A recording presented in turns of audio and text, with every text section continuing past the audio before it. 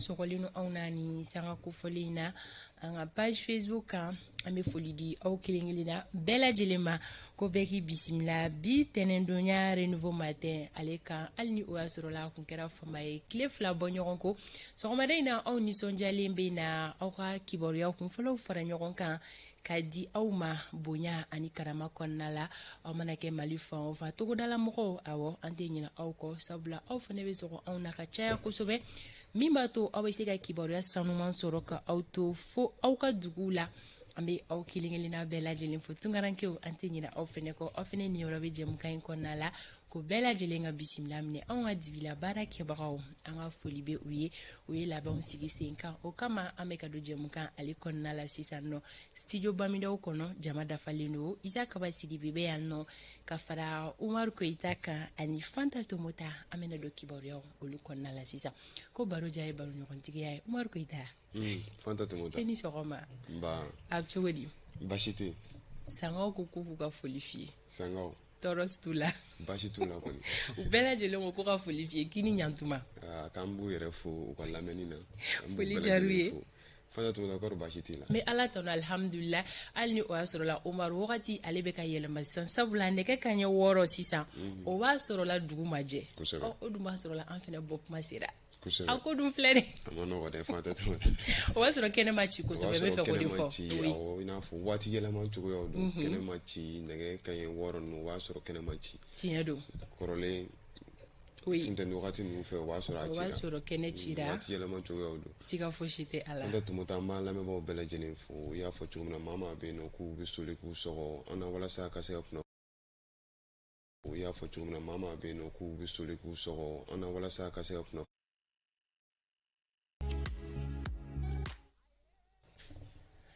ko kunnafoni ɲuman o dɔrɔn de bɛ se ka maaw kunna sirilen la wasa maa miliyɔn caman de bɛ yen nɔ min bɛ u wakilu sɛmɛ ni jɛmukan in na kunnafoniya ɲuman o sɔrɔ ni nasiratigɛ fɛ Umaru Koyita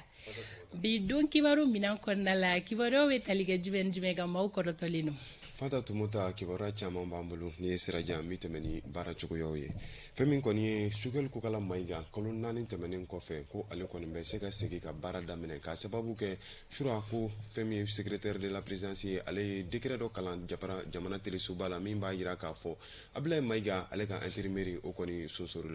ka fara o kan fɛn min ye CEDEAO olu ka jɛrɛjɛ dɔ kɛnɛ sigira ka bɛn kunungo décembre kalo tile 4 ma o hukumu kɔnɔna na o kɔni ye waleya ta min ye ka ɲɛsin Mali ma min ye Côte d'Ivoire finitigi ka 46 min b'an fɛ yan ko ka u bila ɲɛni janvier kalo tile fɔlɔ cɛ an bɛna an da don la ko walawala ka fara o kan an ka finitigilakaw ko olu ye wulikajɔ caman kɛ nin kalo in kɔnɔna na wulikajɔ min kɛra sababu ye ka maa banbagaci caman ka olu dan yan an bɛna an da don nin bɛɛ lajɛlen na k'a walawala ni Awa Tafili Ture ale ka yamaruya ye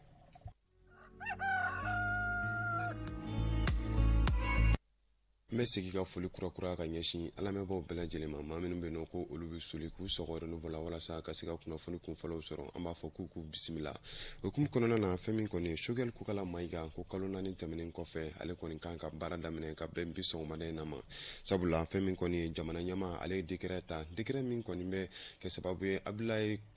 colonel Abdoulaye Mayiga ale ka décret min kun y'a kɛ premier ministre par intérim o kɔni dan sigira o la nka colonel Abdoulaye Mayiga ale kɔni kɛra ministre d'état ye Isa Kaba ale kɔni bɛna ɲɛfɔli kɛ ministre d'état yɛrɛ ye min ye Isa Kaba bɛna da don o la nka fɛn min kɔni ye Abdoulaye Mayiga ale bɛna kɛ ministre d'état ye Sugɛli Kokala Mayiga ale kɔni ka baaraw o bɛ se ka daminɛ sɔgɔmada na k'a sababu kɛ secrétaire général de la présidence ale jamana ɲɛmaa ka décret min kalan an ka jamana telesoba la sura o kɔni bɛ dansigi Abdoulaye ale ka premier ministre par intérim la an bɛ tɛmɛ ni kunnafoni cogoyaw ye halisa fɛn min kɔni CEDEAO maaw olu ye kɛnɛ dɔ sigi lajɛ dɔ kɛnɛ sigi ka bɛn kunungo décembre kalo tile 4 ma min yɛrɛ kɛra Nigéria jamana kan o hukumu kɔnɔna na u ye waleya caman ta min kɔni bɛ tali kɛ fanga furancɛ mara min bɛ an ka jamana kɔnɔna na Mali la ka se Guinée ma ani Burkina ma o hukumu kɔnɔna na sa fɛn min kɔni bɛ tali kɛ anw ta la u y'u ka nisɔndiya jira k'a fɔ ko taaɲɛ sira caman kɔni bɛ ka bila sen kan min bɛ ka kɛ sababu ye an bɛ ka taama ka taa kalafili koɲɛw ma min yɛrɛ Goodluck Jonathan ale ye sɛbɛnfura min jira u la nka o bɛɛ n'a ta u kɔni ye waleya dɔ ta min kɔni bɛ tali kɛ Ivoire finitigi la ka 46 min bɛ an ka jamana kɔnɔna na kabini juillet kalo tile 10 tɛmɛnen na u kɔni y'a jira k'a fɔ ko yanni janvier kalo tile fɔlɔ cɛ san 2023 ko Mali jamana ka ni finitigilaka ninnu bila ko walima ko u kɔni na sanction ta ka ɲɛsin an ka jamana ma ka fara o kan u kɔni waleya caman fɔ min kɔni k'a yira k'a fɔ k'u na jukɔrɔma tinti kɛ ka ɲɛsin Burkina ale fanga furancɛ mara ma Mali ta ko jateminɛna kɛ o ko la ani ka taa se Guinée jamana taw ma kunnafoniko nasira la alisa an ye an da se a ma sisan k'a fɔ an ka finitigilakaw olu kɔni wulikajɔ caman kɛ kalo tɛmɛnen kɔnɔna na kalo min yɛrɛ la u kɛra sababu ye ka maa banbagaci caman ka olu danya min yɛrɛ kunnafoniya minnu sɔrɔla ani wulikajɔ minnu kɛra jamana kɔran fan fɛ tilebiyan fan fɛ fo ka se cɛmancɛ bolo ma a kɛra sababu ye ka banbagaci caman ka olu minɛ fɛn min kɔni u bololaminɛ caman ka taa se mugu pɛrɛntaw ma marifa citaw bolimafɛn sen filaw ani ka taa se minɛn caman wɛrɛ ma u kɔni minɛni ma kofɔlen ninnu na o hukumu kɔnɔna na sa jamana finitigilakaw y'a yira k'a fɔ ko wulikajɔw bɛ to sen na fɛn min kɔni ni maa banbagaci minnu n'u bɛ ka gɛlɛya lase jamanadenw ma walasa ka se ka dansegi u ka taa ni ka segi la nka wulikajɔw kɔnɔna na a yirala k'a fɔ fana ko fɛn min kɔni an ka finitigilaka 9 olu ni tora kɛlɛkow la k'a sababu kɛ mugu pɛrɛntaw ye fɛn min kɛra Sikaso fanfɛla fɛ ani ka taa se Bajangara ale fanfɛlaw ma ka fara o kan maa 8 ɲɔgɔnna ko olu banana an bɛ tɛmɛ ni kunnafoni cogoyaw ye i n'a fɔ Fanta Tumota y'a fɔ cogo min na fɛn bɛ tali kɛ Mamadi Jula Daramena ale kɔni ye k'a ye ka den maa min bɛ yen nɔ ni a ka wulikajɔ fanga ka bon kosɛbɛ jamana ko la a bɛ ɲini ka tile 3 bɔɲɔgɔnko bɔ kibaru jɔnjɔn kɔni tɛ ka sɔrɔ a somɔgɔw fɛ ka sababu kɛ u bɛ ka a tɛ ka lasɔrɔ a kibaru jɔnjɔn kɔni ma se ka sɔrɔ u fɛ o kɔni an bɛ dugawu don kɛ Ala ka Mamadi Jula Ala ka ɲuman segin an ma. An bɛ tɛmɛ ni kunnafoni cogoyaw ye halisa fɛn bɛ tali kɛ jɛkulu min sigilen don kɔɔri baarakɛlaw tɔgɔ la ni a bɛ f'a ma collectif de coton culture du Mali olu kɔni ye jɛrɛjɛrɛ kɛnɛ sigi ka bɛn jumadon décembre kalo tile 2 ma min kɔni na min yɛrɛ kɛra maison des jeunes de Bamako la o hukumu kɔnɔna na u kɔni ɲɛfɔli kɛrɛnkɛrɛnnen kɛ u ka laɲiniw kan fɛn min kɔni bɛ tali kɛ kɔɔri baarakɛlaw olu ka jɛkulu min bɛ yen nɔ o kow kan u y'a ɲini k'a fɔ ko fɛn min kɔni ye ka jateminɛ kɛ fɛn min kɔni biro kɔrɔ min tun bɛ yen nɔ ka se ka sɛgɛsɛgɛli kɛ olu ye baara minnu kɛ ka se ka o jateminɛ fɛn min bɛ tali kɛ maa min sigilen bɛ yen kofɔlen na sisan ni o bɛ mandataire Suleiman Nafɔnba kofɔ ko ale ka démissionner ko maa biro kura ka sigi walasa gɛlɛya min bɛ kɔɔri baarakɛlaw kan o bɛ se ka wuli an ka jɛ an k'u ka lase lamɛn. Fɛn dɔ kan selen kɛ n'o ye san 10 tiɲɛni min kɛra nafolo minnu kɛra ka o musakaw kɛ o ka ɲɛfɔ an ka cikɛlaw ye o ka sɛgɛsɛgɛ fɔlɔ san 10 ka daminɛ national la fédération union secrétaire fo union communale donc ni o baara jate minɛ o ma kɛ mandataire n'a ka mɔgɔ ma o kɛ o ye kelen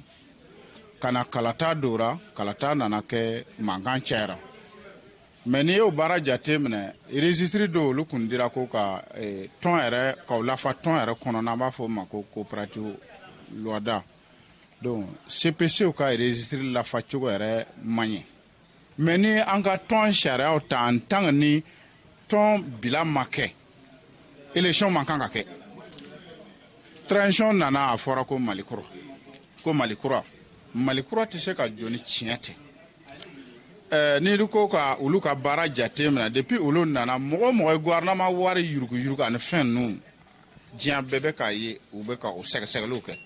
mais anw t'a yurugu la ka mɛn commission taara bɛn a kan k'a fɔ a ka sɛgɛsɛgɛ mun de y'a bali an bɛ fɛ k'a dɔn yala est-ce que a kuma sera jamanakuntigi ma wa a sera ka ministre ma wa mandataire kelen de y'a to yen wa parce que mandataire kɔnɔ ale de ye baara kɛ sen kɛ commission na. Anw sɛnɛkɛlaw ka laɲini ye mun ye an ka nafolo mun dunna a taara wo min na a ka ɲini ka dɔn an sɛnɛkɛlaw yɛrɛ jɔra yɔrɔ min na i ko bi n'a wari ma bɔ gouvernement de b'a sara an ye parce que an bɛ gouvernement ka mara la mɔgɔ min y'a dun u bɛ gouvernement ka mara la an bɛɛ bɛ jamana kelen kɔnɔ dɔw ka dɔw ɲɔrɔ ta k'a dun fanga dun bɛ jamana kɔnɔ ko a ka tiɲɛ dɛmɛ ko jamana ka yɛlɛma n'an ta ma di an b'a fɔ gouvernement ka sɛnɛkɛlaw ka nafolo sara n'o baara kɛra a kɛcogo la mankan mun bɛ sɛnɛko la a tɛ kɛ o. ni kunnafoni ninnu kɔni farala ɲɔgɔn kan Bakari M Sidibe ale de fɛ an bɛ tɛmɛ ni kunnafoni cogoyaw ye ka tɛmɛ ni sɛbɛnfura min ni o carina ka bɛn novembre kalo tile 29 ma ni o bɛ sira kofɔ min yɛrɛ kɛra Amnesty International fɛ ka sababu kɛ buna adamadenya hakɛ minnu ni olu kɔni tiɲɛna an ka jamana kɔnɔna na olu ka jateminɛ y'a yira k'a fɔ ko buna adamadenya hakɛ 494 olu de sɔsɔra an ka jamana kɔnɔna na ko bɛngɛnna wale minnu yɛrɛ yira ko o bɛ t'i jɔ 380 ani kelen ɲɔgɔnna na ka tɛmɛ ni o sɛbɛnfura in bɔli kɔni ye fɛn min kɔni an ka ɲininikɛlaw olu ye kuma sɛmɛ CNDH ale maa ɲɛmaa na ni o bɛ Agibu Buware ko fɔ ale hakilila ye mun de ye ni sɛbɛn min bɔra a ye min fɔ an ka jɛ an ka lamɛn. Caman b'a fɔ ko bon nin ye gafe in bɔ mɔgɔ yɛrɛ t'a dɔn minnu ye seereyaw kɛ mɔgɔ t'olu sigiyɔrɔ dɔn o ye diyagoya de ye o adamaden hakɛ baarakɛla fo ka diɲɛ wuli i t'i ka seere tɔgɔ di ni y'i ka seere tɔgɔ di ça veut dire que i bɔra adamaden hakɛ kɔlɔsili ko a sariyaw kɔnɔ a bɛ komi journaliste t'a ka seere di cogo min o fana laada o de wajibiyalen don adamaden hakɛ kɔlɔsibagaw kan bon ni gafe in bɔra fana mɔgɔw kan ka min faamuya o kɔrɔ tɛ ko min b'a kɔnɔ ko kuranɛkisɛ don ou bien ko bibulu kumakan don a kɔrɔ de ye an ye ɲininkaliw kɛ mɔgɔ caman na a ka ca Ala fɛ caman ka kumakan bɛnna k'a fɔ nin ko in kɛra tan an b'a yira o la est ce que tiɲɛ don wa est ce que nkalon don donc ni gouvernement ko a ma sɔn donc dalilu bɛ yen et puis yamaruya bɛ gouvernement bolo o ye gouvernement ka hakɛ ye a fana ka enquête wɛrɛ bila sen kan o ko kelen in kan pour que k'a tiɲɛ n'a nkalon dɔn bon hali gouvernement yɛrɛ mana o rapport bɔ o tɛ bɔli kɛ a bɛ kɛ rapport fila ye maintenant charia bulon de bɛ saisi sisan n'a bɛ f'o ma justice donc o de bɛ rapport ninnu ta ka baara kɛ n'u ye k'a fɛsɛfɛsɛ k'a kɔnɔna lajɛ donc ni charia bulon y'a bila yɔrɔ min donc o de ye hakika ye a bɛ f'o de ma ko jugement o de b'a yira k'a fɔ min fɔra tiɲɛ don ou bien tiɲɛ tɛ. Waati caman ɲɔgɔn sama tɛmɛnen kɔfɛ kiri bulon ka IRD maa ɲɛmaw ni ɲɔgɔn cɛ fɛn min kɔni IRD maa ɲɛmaa min bɛ nɔ ni ale bɛ Ngɔyɔ Kulubali kofɔ ale ye kunnafonidi kɛnɛ dɔ sigi fɛn min kɔni kɛra maison de la presse la walasa ka se ka ɲɛfɔli kɛ IRD yɛrɛ kunkanko kibaru kan ani ka taa se a ye weleweleda kɛ ka ɲɛsin parti maa tɔw ma k'u kana ka jɛ ka fara ɲɔgɔn kan an ka jɛ an ka lasew lamɛn. N'a yɛrɛ tun bɛnna ni k'a kumasen kɛ bɛn ani k'u ka dɛmɛ ta k'a ɲɛsin fanancɛrɔ fanga ɲɛmaaw ma nin kunnafonidi kɛnɛ mun filɛ nin ye a kɛra sababu ye nin jɛkulu ɲɛmaa b'a fɛ ni k'i da don u ka jɛkulu ni kibaruyaw la ni k'olu ɲɛfɔ parce que kɛlɛ tun b'an ka parti kɔnɔ an ma se ka bɔ ka kuma fɔ parce que ni a bɛ justice la n'i ma yamaruya n'i ya kuma ta i bɛ ɲangi donc URD kɔnɔ mɔgɔ tun tɛ ka kuma an kumakan tun tɛ ka mɛn donc o de la sisan an kumakan bɛ se ka mɛn parce que justice ko ayiwa ne ye président ye n ka baara daminɛ n ka na n kɔfilɛ n ka baara daminɛ n ka taa ɲɛ dɔrɔn k'a fɔ URD nana sisan an nana ka na baara daminɛ ni Ala sɔnna a ma an se ye fɛn o fɛn ye an b'o kɛ Maliko la pour que ayiwa Mali an bɛ se ka bɔ da sɔrɔ. a kɛlen kɔfɛ k'i da don lahaliya caman na ni k'olu ɲɛfɔ ni o dɔw bɛ tali kɛ sugukɔnɔminɛw gɛlɛyaw la fɔɔ ka taa se constitution kura mun bɛ senna Mali kɔnɔna na u ye foli kɛ finitigilakaw yɔrɔ la ani k'a jira k'a fɔ u na fɛn bɛɛ kɛ walasa ka fanancɛrɔ fanga ɲɛmaaw dɛmɛ. ayiwa coup d'état kɛlen 18 août la 2020 URD direction bɔra a wagati y'a sɔrɔ Saliku Sanogo ye premier vice président tun bɛ intérim la k'a fɔ ayiwa an bɛ transition supporter donc n'i bɛ mɔgɔ mun supporter ni gɛlɛya mun b'a kan i b'a dɛmɛ k'o gɛlɛya de ta ni nɔgɔya mun bɛ i b'a dɛmɛ ka o nɔgɔya k'o fana k'o sinsin ka taa fɛ an b'a fɛ u kana an bɛɛ ka fara ɲɔgɔn kan donc an b'a fɛ aw fana aw ka kuma ɲumanw fɔ u fan fɛ pour que u kana an bɛɛ ka fara ɲɔgɔn kan mɔgɔ si kɔni ma bɔ an bɛ don min komi bi hali mɔgɔ kelen ma bɔ bɛɛ bɛ URD kɔnɔ. ni kunnafonidi kɛnɛ in kan URD ɲɛmaayaso ani fɔ ka taa se u ka tɔnden bɛɛ lajɛlen ma u ye tasibila kɛ ni ka taa u ka maa fatulen bɛɛ yɔrɔ la kɛrɛnkɛrɛnnenya la u ka jɛkulu in ɲɛmaa kɔrɔ n'a bɛ tali kɛ Ala ma hinɛna Sumayila Sise la. IRD ale kunkanko kibaru ye nin bɛ dansigi kunnafoni tako fɔlɔ la nin waati in kɔnɔna na Fanta Tumuta kunnafoni tako fɔlɔ ale bɛ sonsori yan fɔlɔ. Umar Koita an bɛ i fo ka kanubagaw ladɔnniya k'a fɔ halisa kunnafoni tɔ caman bɛ kɔfɛ ka na nin sanga kɔnɔna la an b'an sɛnsɛn ka taga sirabaw kana la tuma min na sanga kɛra 37 ye nɛgɛ kaɲɛ 7 sanfɛ Sori Ibrahim Diallo an bɛna lajɛ n'an sera ka ɲɔgɔn lasɔrɔ an ka nɛgɛ kɛrɛfɛtigi Batɔma Kane ale ka yamaruyaw kɔnɔna la.